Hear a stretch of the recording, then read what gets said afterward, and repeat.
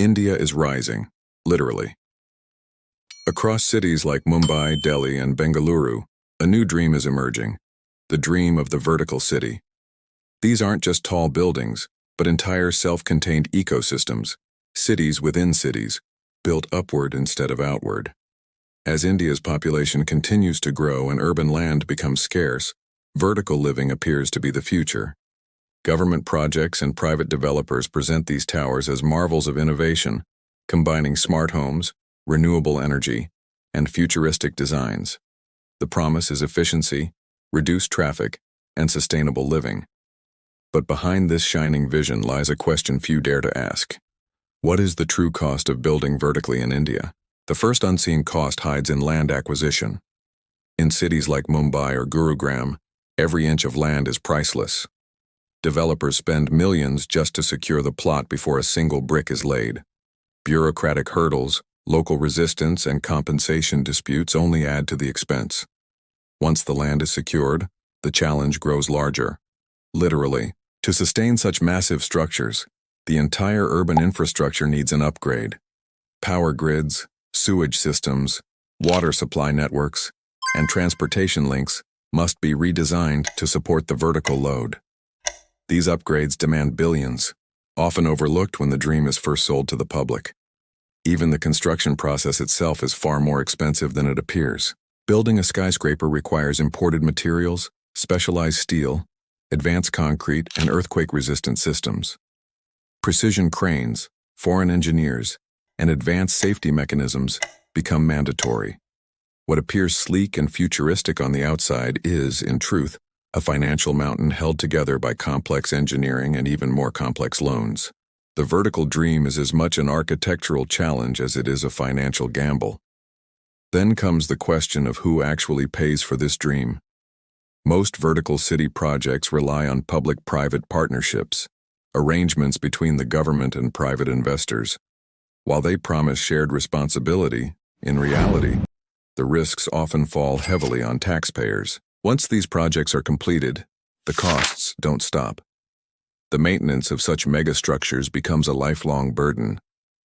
High-speed elevators, climate control systems, power backup units, and digital management platforms consume enormous amounts of energy.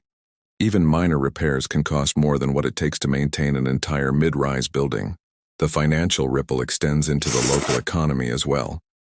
As land prices soar near these futuristic zones, middle-class families and small businesses are often forced out.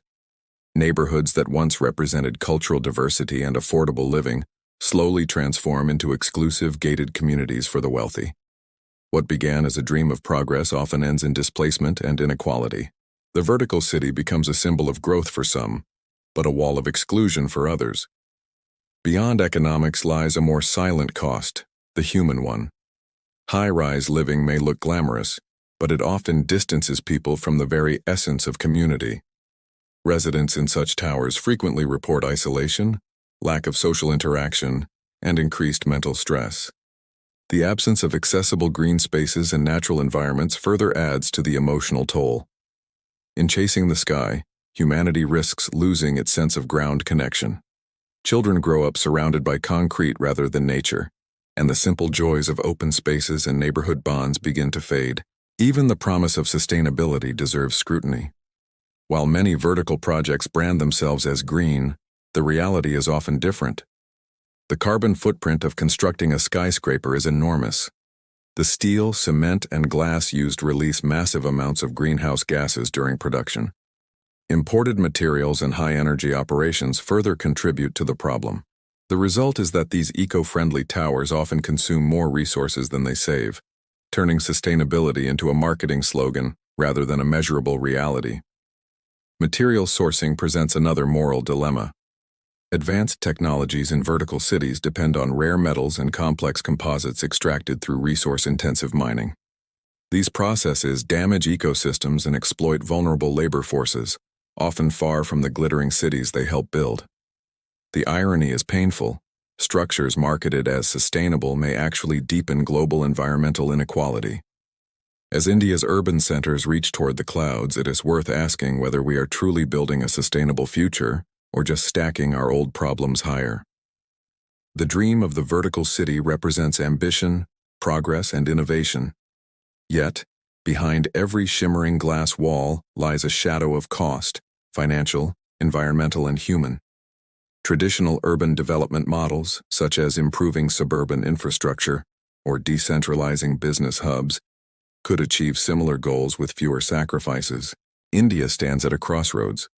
Should the nation keep building upward, chasing the image of modernity at any price? Or should it find balance, embracing technology without losing touch with people and the planet? The true skyline of India will not be defined by how tall its towers stand, but by how well its people live beneath them. The next vertical city might touch the clouds, but if we ignore its unseen costs, it may lose touch with the very ground that built it.